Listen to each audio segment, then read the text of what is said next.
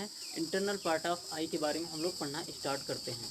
देखिए बच्चों, आपने बाहर से जो देखा था, बाहर से आंखों को के बारे में देखा, तो उसकी रिवाइज करते हैं एक बार। देखिए, जो व्हाइट कलर का संपूर्ण भाग है उसे क्या बोलते हैं? उसे उसे हम लोग स्क्लेरा कहते हैं। और जो ब्लैक कलर का है उसे क्या बोलते हैं? उसे आयरिस कहते हैं। किसी की काली, भूरी, नीली हो सकती हैं।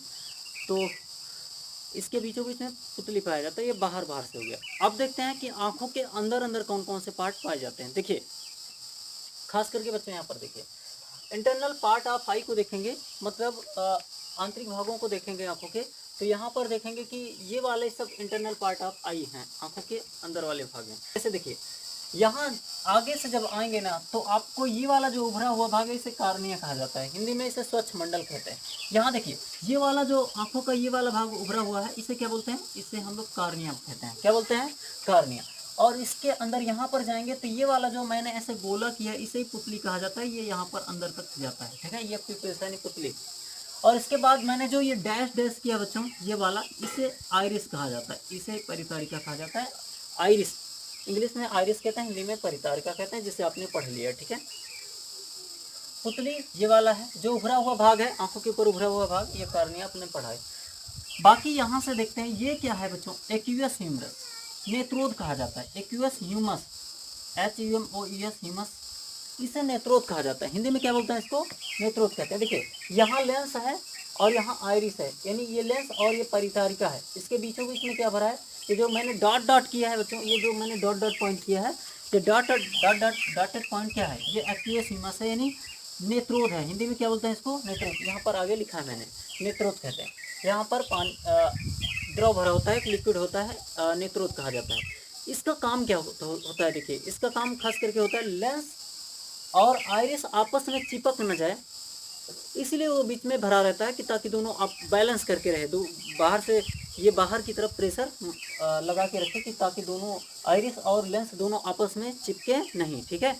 इसके अलावा देखिए, यहाँ पर देखिए, ये वाला जो बड़ा सा हिस्सा है, ये वाला आंखों का ये वाला हिस्सा क्या है? इसे विट्रस ह्यूमरस कहा जाता है। क्या बोलते हैं इसे? विट्रस ह्यूमस कहा जाता है। इसे हम लोग कचाप द्रव कहते हैं। क्या बोलते हैं? कचाप। आंखों में सबसे ज़्यादा मात्रा में जो द्रव होता है यही भरा होता है बीचों बीच में, ठीक है। आंखों में सबसे ज़्यादा मात्रा में जो द्रव होता है यही भरा होता है। तो सबसे ज़्यादा विट्रस ह्यूमस ये होता है, ये वाला ज़्यादातर होता है, ताकि आँखें ठोस रहें। आँख क्या रहे? ठोस आकार इसको बना के रखें। देखो, आंखों को दबा के देखिए तो इसका ठोस होता है, गोल आकार बना रहता है कि नहीं बना रहता है? तो ठोस, आंखों को ठोस बनाने का श्रेय किसे जाता है? विट्रस ह्यूमस को, ठीक है। इसके पीछे आप यहाँ देख रहे हैं, संपूर्ण यहाँ से लेकर यहाँ तक देखिए, ये वाला मैंने लाइन खींचा है इस तरह से, ये वाला हिस्सा, ये सफ़ेद पट्टी जो दिख रही है इसे कहते हैं रेटिना। क्या बोलते हैं बच्चों? रेटिना। रेटिना पर ही चित्र बनता है। और ये कोरोइड क्या है? ये इसके ऊपर एक पतली जो है, एक पतली मांसपेशी होती है, मान के चलिए, इसमें ब्लड आता है, इसी नफ्स होता है एक प्रकार से, और इसी में ब्लड आता है कोरोइड में। इसे रक्त मंडल भी कहा जाता है। इसी में ब्लड की सप्लाई होती है, इसी से हमारी आंखों को न्यूट्रिशन, पोषक तत्व, ब्लड, ये सारे कुछ मिलते रहते हैं, विटामिन, सारे कुछ यहीं से मिलते हैं, समझे कि नहीं? ये कोरोइड से। कोरोइड का मतलब होता है रक्त मंडल, यानी रक्त उसमें भरा रहता है पूरी तरह। अब देखिए, ये क्या होता है जो यहाँ मैंने ऐसे खींच कर रखा है, ये लेंस के ऊपर यहाँ और लेंस के नीचे यहाँ पर, ये क्या है? इसे कहते हैं सिलेरी मसल्स, यानी इसे कहते हैं पक्षाभी मांसपेशियाँ। सिलेरी मसल्स यानी पक्षाभी मांसपेशियाँ। ये सारी चीज़ों के बारे में हम लोग पढ़ेंगे अभी। यहाँ जो ये वाला देख रहे हैं आप, पीछे से नस जैसी आई है, जिसे कहते हैं ऑप्टिकल नस। यहाँ से पीछे से, मतलब आँख है तो पीछे से कहाँ से आया होगा? ब्रेन से। तो ब्रेन से आँखों में प्रवेश करती हैं कौन सी नस? ऑप्टिकल नस, यानी प्रकाशिक तंतु। इसी के माध्यम से सिग्नल का सप्लाई होता है हमारे ब्रेन के लिए, ठीक है। तो यहाँ से ऑप्टिकल नब्स होती हैं। ये ऑप्टिकल नब्स, ये दो प्रकार की होती हैं, ठीक है, ऑप्टिकल नब्स। अब एक एक करके हम लोग देखते हैं बच्चों। देखिए, सबसे पहला मैंने टॉपिक लिखा, एक्यूअस ह्यूमस किसे कहा जाता है? नेत्रोद किसे कहा जाता है? देखिए, नेत्रोद जो होता है, यहाँ लेंस के बीच में भरा हुआ है, यह लेंस तथा आइरिस के बीच में भरा है।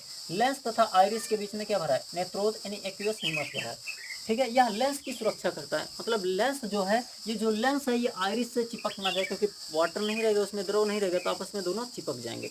तो दोनों आपस में चिपक ना जाए, इसलिए क्या है, एक्यूअस ह्यूमरस है, वो उसको बैलेंस करके वो रखता है, ठीक है। अभी दूसरा देखते हैं। देखिए, यहाँ पर जो दूसरा है विट्रस ह्यूमरस। क्या है बच्चों?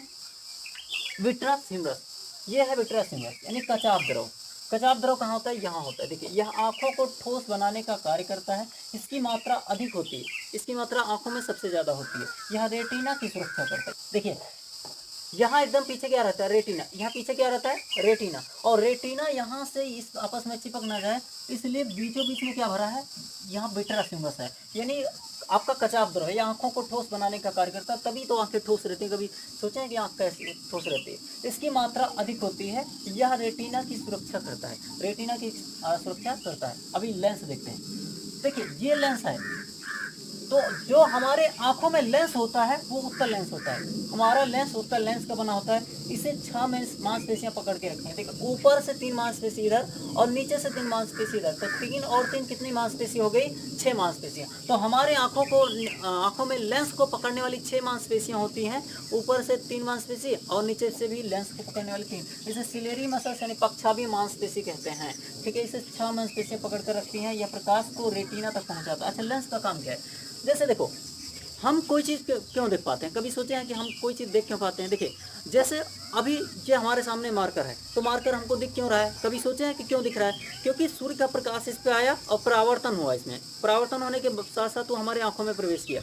तो प्रवेश करता है तो किसके माध्यम से प्रवेश करेगा? प्यूपिल यानी पुतली के माध्यम से। और पुतली के माध्यम से वो किस पे जाएगा? रेटिना पे जाएगा। भाई कोई भी प्रकाश इधर से आएगा और यहाँ पुतली के माध्यम से किस पे जाएगा? रेटिना। और रेटिना इसको आगे बढ़ा देता है। इस सॉरी यहाँ देखिए, यहाँ से प्रकाश आएगा, पीपल्स में जाएगा और यहाँ पर आएगा लेंस में। कहाँ आएगा? लेंस में। और लेंस से प्रकाश कहाँ आगे बढ़ा देगा? लेंस प्रकाश को कहाँ भेज देता है? तो लेंस प्रकाश को यहाँ पर भेज देता है रेटिना पर, ताकि चित्र बन सके।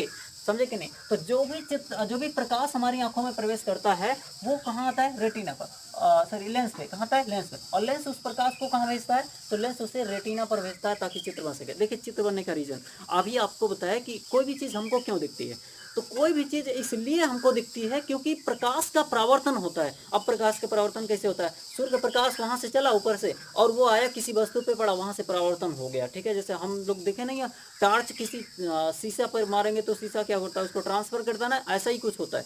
हमें कोई व्यक्ति क्यों दिख जाता है, या कोई भी वस्तुएं क्यों दिख जाती है? यही रीजन है प्रकाश के परावर्तन के कारण। क्योंकि जब प्रकाश का परावर्तन प्रकाश किसी वस्तु पे पड़ता है तो वहाँ परावर्तन होता है। परावर्तन होकर हमारी आंखों में आता है, तब जाके हमें वो वस्तु दिखाई पड़ती है। तो जब वो हमारी आंखों में प्रवेश करेगा तो कहाँ आएगा? यहाँ पर, इधर से पुतली के माध्यम से यहाँ हमारे लेंस पे आएगा और लेंस उसको कहाँ फोकस कराएगा? इस रेटिना पर। और इस रेटिना पर फोकस कराएगा तो तमाम सारे चित्र बनेंगे। एक चित्र नहीं बनेगा, कई सारे चित्र बनेंगे। ठीक है, तो लेंस हमारा लेंस उत्तल लेंस का बना होता है और इसे 6 मांसपेशियां पकड़ के रखते हैं। मानव नेत्र का सबसे चमकीला भाग लेंस ही होता है। अभी रेटिना के बारे में पढ़ते हैं। जो रेटिना, अभी हम लोग बात बोल रहे थे कि रेटिना क्या होती है। देखिए जो रेटिना होता है, खास करके रेटिना एक सफ़ेद पट्टी है, यहाँ पर एकदम आंखों के सबसे पीछे पाया जाता है। इसमें तमाम सारे चित्र बनते हैं, यहाँ यहाँ यहाँ यहाँ यहाँ कई सारे चित्र बनेंगे। लेकिन जो एग्जैक्ट चित्र बनेगा इसको बीचों बीच में बनेगा, इसके बीचों बीच में बनेगा।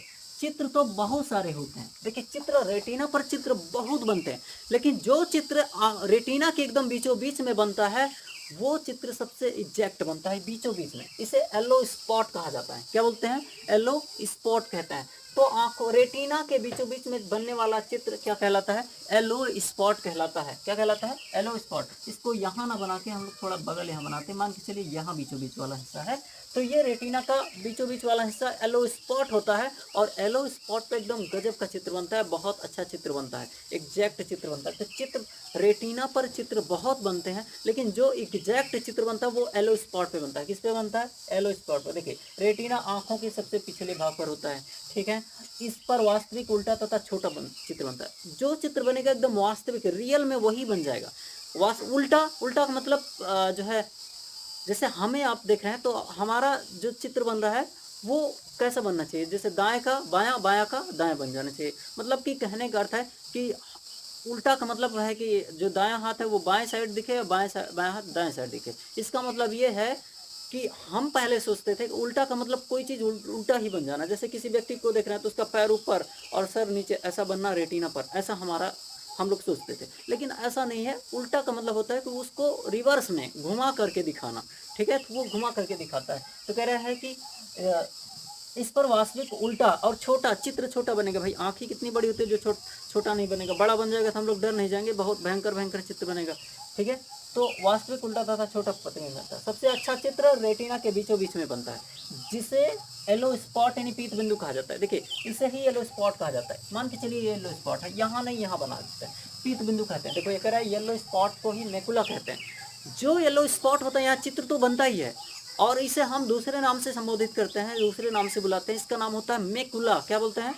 या तो येलो स्पॉट बोलेंगे, या तो फिर इसे क्या बोलेंगे, या तो इसे मैकुला बोलेंगे। येलो स्पॉट या मैकुला बोलते हैं, ठीक है। फेबिया सेंट्रॉइड्स, फोबिया सेंट्रॉइड्स मैकुला के बीचों बीच में होता है। इसके बीचों बीच में एक गड्ढा, एक आकृति रहती है, जिसे हम लोग क्या बोलते हैं, फोबिया सेंट्रॉइड्स, FC, ठीक है। फोबिया सेंट्रॉइड्स, ठीक है। फोबिया सेंट्रॉइड्स मैकुला के बीच में रहता है, जहां पर प्रतिबिंब एकदम क्लियर बनता है। जिसका फोबिया सेंट्रॉइड्स अच्छा रहेगा, मतलब ये फोबिया सेंट्रॉइड्स अच्छा रहेगा, ये यहाँ पर येलो स्पॉट के बीच में, येलो स्पॉट को ही मैकुला कहा जाता है। येलो स्पॉट के अंदर बीचों बीच में छोटा सा एक चित्र है, जिससे फोबिया सेंट्रॉइड्स कहते हैं। छोटा सा गड्ढा है, वो से फोबिया सेंट्रॉइड्स कहते हैं। जो फोबिया सेंट्रॉइड्स होता है, यहाँ जो भी चित्र बनता है, उस व्यक्ति का जिसका फोबिया सेंट्रॉइड्स अच्छा है, उसका निशाना बहुत अच्छा लगता है। वहाँ देखेंगे तीर चलाएगा तो बहुत अच्छा निशाना एग्जैक्ट लक्ष्य पर जाके लगेगा, मतलब उसका टारगेट जो रहेगा वो उसी पे लगेगा। आप गांव में तो देखें बहुत सारे बच्चे जो हैं आम तोड़ देते हैं, एक ही बार में तोड़ देते हैं। या फिर कोई कंचा खेलता है, पहले कांच की गोली होती है ना, कंचा गोली, उससे खेलता तो एक ही बार में मारेगा, उसमें तड़ाक से जाके लगेगा। इसका रीज़न क्या है? क्योंकि उसका फोबिया सेंट्रॉइड्स अच्छा है। जिसका फोबिया सेंट्रॉइड्स अच्छा होगा उसका ही निशाना अच्छा होगा, अन्यथा निशाना अच्छा नहीं होगा, ठीक है। तो फोबिया सेंट्रॉइड्स पर डिपेंड करता है, यहाँ सबसे अच्छा प्रतिबिंब बनता है, ठीक है। अब बात करते हैं ब्लाइंड स्पॉट की। आपने पढ़ा येलो स्पॉट, अब ब्लाइंड स्पॉट क्या होता है? ये आंखों के सबसे पिछले हिस्से पर होता है। ब्लाइंड स्पॉट आंखों के सबसे पिछले हिस्से पर होता है, और यहीं से ऑप्टिकल नर्व्स हमारे आंखों में प्रवेश करते हैं, जो पीछे से आई रहते हैं, ठीक है ना। क्लियर है कि नहीं? आंखों से आने वाली ऑप्टिकल नर्व्स यहीं से आई रहती हैं, ठीक है ना। ऑप्टिकल नर्व्स ये होता है आपका ब्लाइंड स्पॉट, जिसे हम लोग अंध बिंदु कहते हैं। ब्लाइंड स्पॉट को ही क्या कहते हैं? अंध बिंदु कहते हैं हिंदी में, ठीक है। ब्रेन से आने वाली ऑप्टिकल नर्व्स यहीं से आंखों में प्रवेश करती हैं, यहाँ से प्रवेश करती है। जो ऑप्टिकल यानी ऑप्टिकल नर्व्स को ही प्रकाशिक तंतु कहते हैं। ये दिख रहा ऑप्टिकल नर्व, इससे कहते हैं प्रकाशिक तंतु। हिंदी में क्या बोलते हैं? प्रकाशिक तंतु। प्रकाशिक तंतु, ऑप्टिकल नर्व। जो प्रकाशिक तंतु होता है, ऑप्टिकल नर्व होता है, ये दो तरह का होता है दोस्तों। देखिए ब्रेन से आने वाली ऑप्टिकल नर्व यहीं से आंखों में प्रवेश करती है। यहाँ पर कभी भी प्रकाश नहीं पहुँचता, मतलब यहाँ अंधेरा होता है। यहाँ जो आगे से आने वाला प्रकाश है कभी भी ब्लाइंड स्पॉट पे नहीं पहुँचेगा, बी से ब्लाइंड स्पॉट हो जाएगा, ठीक है। Blind spot, BS, blind spot, यहाँ पर कभी भी जो है प्रकाश नहीं पहुँचता है। और ब्रेन से आने वाली ऑप्टिकल नर्व्स, जो वहाँ से नर्व्स निकली रहते हैं आंखों के लिए, वहीं से प्रवेश करता है ब्लाइंड स्पॉट।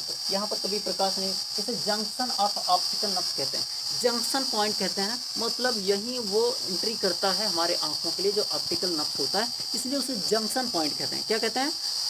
जंक्शन पॉइंट कहते हैं। देखिए जो ऑप्टिकल नर्व्स होता है बच्चों, ऑप्टिकल नर्व्स खास करके दो तरह का होता है। एक होता है आपका रॉड सेल, एक होता है कॉन सेल। कॉन सेल को ही क्रॉनिकल सेल भी कहा जाता है।